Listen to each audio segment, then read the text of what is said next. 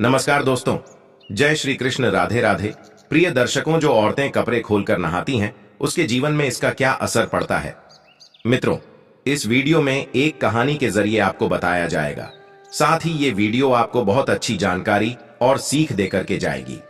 तो चलिए मित्रों, आपका कीमती समय बर्बाद ना करते हुए अब सीधे कहानी पर ही पहुंचते हैं। मित्रों, एक समय विष्णु भगवान लक्ष्मी माता के साथ हरिद्वार में घूम रहे थे। लक्ष्मी माता ने देखा कि समस्त मनुष्य गंगा में नहा नहाकर हर हर गंगे कहते चले जा रहे हैं। प्रिय दर्शकों, अगर आप यह कहानी सुन रहे हैं तो पूरा सुनिएगा, क्योंकि आधा अधूरा ज्ञान कभी किसी के लिए सही नहीं होता। इसके अलावा हे माता लक्ष्मी, जो भी भक्त इस वीडियो को लाइक करे और चैनल को सब्सक्राइब करके कमेंट में जय माता लक्ष्मी लिखे, उनके घर में धन की कभी कोई कमी न रहे, उनका घर हमेशा धन से भरा रहे। दोस्तों, जब माता ने देखा कि समस्त मनुष्य गंगा में नहा नहाकर हर हर गंगे कहते चले जा रहे हैं, परंतु सभी दुखी और परेशान हैं, तब लक्ष्मी माता ने बहुत आश्चर्य से भगवान विष्णु से पूछा, गंगा में इतनी बार स्नान करने पर भी इनके पाप और दुखों का नाश क्यों नहीं हुआ? क्या गंगा में अब सत्यता नहीं रही?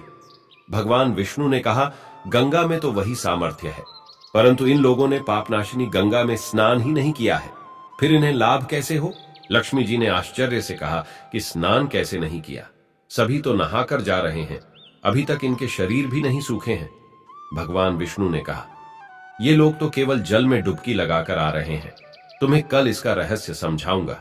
दूसरे दिन बहुत जोर की बरसात होने लगी, गलियां कीचड़ से भर गई।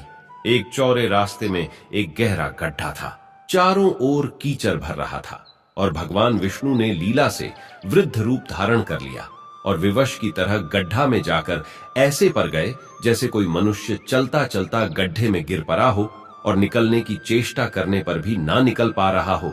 लक्ष्मी जी को उन्होंने यह समझाकर गड्ढे के पास बैठा दिया कि देखो, तुम लोगों को सुना सुनाकर यूं पुकारती रहो कि मेरे वृद्ध पति अकस्मात गड्ढे में गिर पड़े हैं, कोई पुण्य आत्मा इन्हें निकालकर इनके प्राण बचाए और हम असहाय की सहायता करें।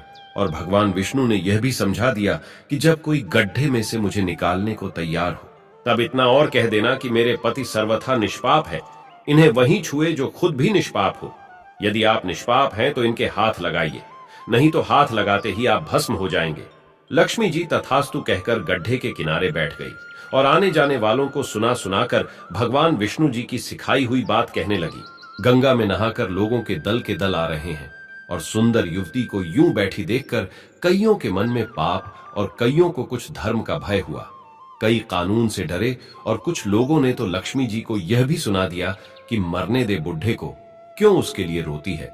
और कुछ दयालु चरित्रवान पुरुष थे, उन्होंने उस युवती के पति को निकालना चाहा, परंतु लक्ष्मी जी के वचन सुनकर वे भी रुक गए।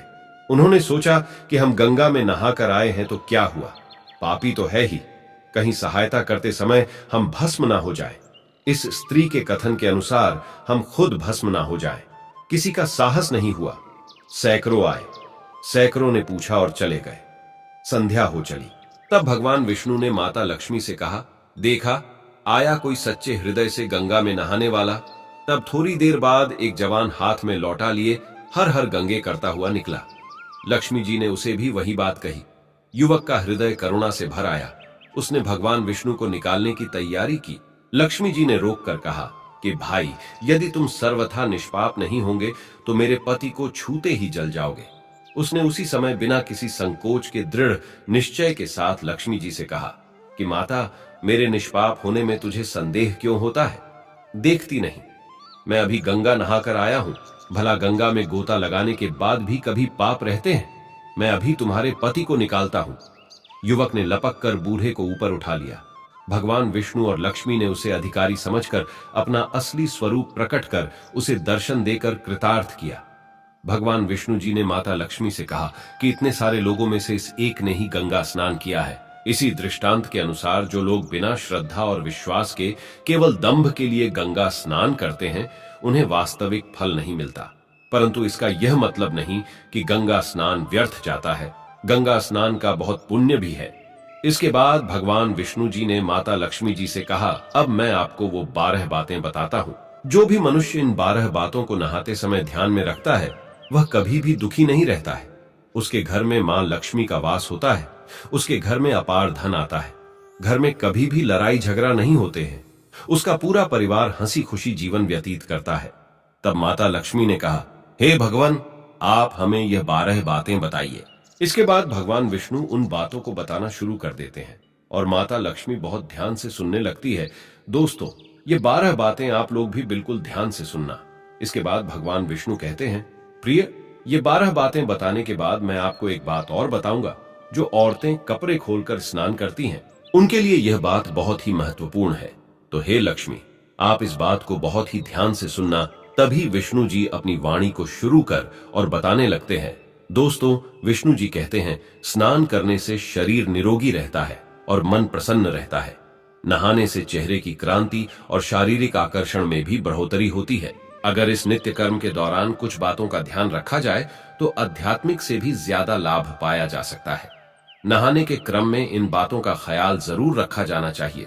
नंबर 1, स्नान करने के बाद शुद्ध होकर पूजा पाठ आदि सारे काम करने के योग्य बनते हैं, इसलिए सुबह को ही स्नान कर लेना चाहिए। नंबर 2, शास्त्रों में कहा गया है कि स्नान करने से इन 10 गुणों की प्राप्ति होती है: रूप, तेज, बाल पवित्रता, आयु, आरोग्य, निर्लोकता, तप और मेधा। नंबर 3, धन, पुष्टि व आरोग्य और स्वास्थ्य चाहने वालों को हर मौसम में और हर दिन स्नान करना चाहिए।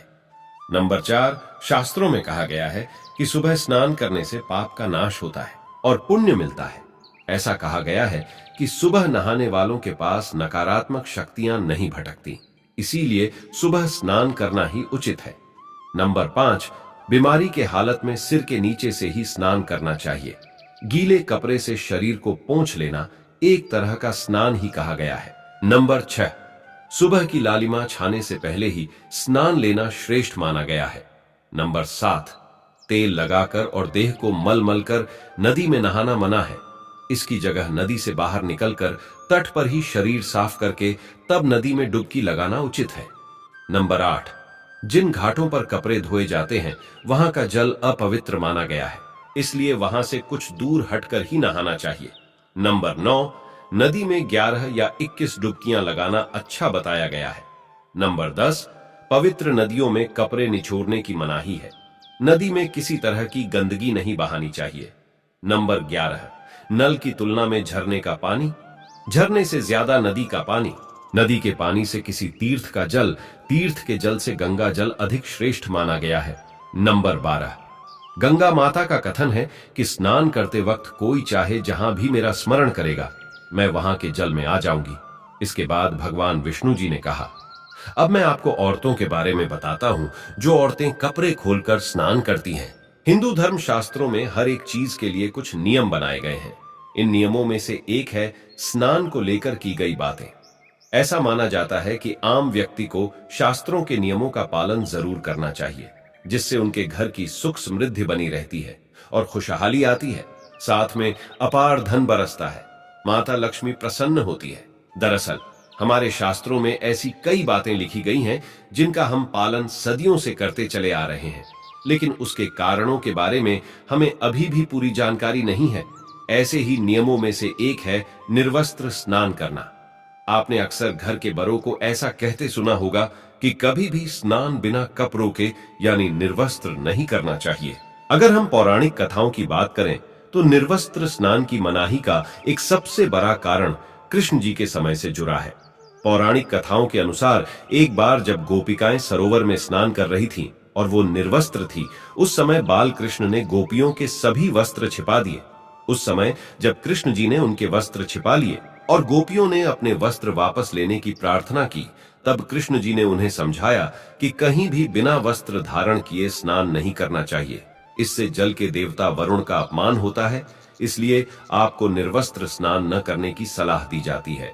अगर आप नहाते समय यह सोचते हैं कि बंद कमरे में कोई आपको नहीं देख रहा है, तो ऐसा गलत है, क्योंकि ईश्वर आपको हर स्थान पर देखते हैं। और यदि आप निर्वस्त्र होकर स्नान कर रहे हैं तो यह मुख्य रूप से जल के देवता वरुण का अपमान करने जैसा होता है।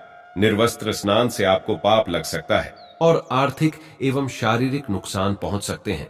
यदि आप निर्वस्त्र स्नान करते हैं तो आपके शरीर में नकारात्मक ऊर्जा प्रवेश करती है और आपकी मानसिकता भी नकारात्मक हो सकती है। इसीलिए हमेशा आपको यही सलाह दी जाती है कि आप नहाते समय कोई एक कपड़ा जरूर धारण करें, लेकिन बिना कपड़ों के स्नान ना करें, तभी आपके लिए बेहतर होगा। निर्वस्त्र स्नान से शरीर की सकारात्मक ऊर्जा शरीर से बाहर निकल सकती है और इसका प्रभाव आपके शरीर के साथ आपके मन मस्तिष्क में भी होता है। गरुड़ पुराण के अनुसार जब आप स्नान करते हैं तब आपके पितृ यानी मृत पूर्वज आपके आसपास मौजूद होते हैं। यदि आप निर्वस्त्र स्नान करते हैं तो आपको पितृदोष लग सकता है। ऐसे स्नान करने से आपके पितरों को तृप्ति नहीं मिलती है और ये घर में पितृदोष का कारण बन सकता है और ये वस्त्रों से गिरने वाले जल को ग्रहण करते हैं जिनसे उनकी तृप्ति होती है। निर्वस्त्र स्नान करने से पितृ अतिरिक्त नाराज होते हैं जिनसे व्यक्ति का तेज, बल, धन और सुख नष्ट होता है। इसलिए कभी भी निर्वस्त्र होकर स्नान नहीं करना चाहिए। पुराणों के अनुसार नहाने वाला पानी पूर्वजों के हिस्से में जाता है और निर्वस्त्र होकर नहाने से इसे पितरों के समक्ष बिना कपड़ों के नहाना माना जाता है। शास्त्रों में ऐसी मान्यता है कि यदि कोई निर्वस्त्र स्नान करता है तो माता लक्ष्मी उससे रूठ सकती है। इससे आपकी कुंडली में धन हानि के योग बन सकते हैं और आपकी आर्थिक स्थिति खराब हो सकती है। इन्हीं कारणों से आपको निर्वस्त्र स्नान न करने की सलाह दी जाती है और शास्त्रों में भी इस बात की मनाही है। तो प्रिय मित्रों, कैसी लगी आपको ये जानकारी? अगर जानकारी अच्छी लगी है, पसंद आई है तो कमेंट बॉक्स में जरूर बताना और हो सके तो अपने मित्रों को भी शेयर करना और हमारे चैनल को सब्सक्राइब अवश्य करना। और दोस्तों, सच्ची श्रद्धा से कमेंट में जरूर लिखे जय श्री राम, जय हनुमान, साथ ही देवों के देव हर हर महादेव सदैव आप पर अपनी कृपा बनाए रखे। प्रिय मित्रों, वीडियो को अंत तक देखने के लिए धन्यवाद। जय श्री राम।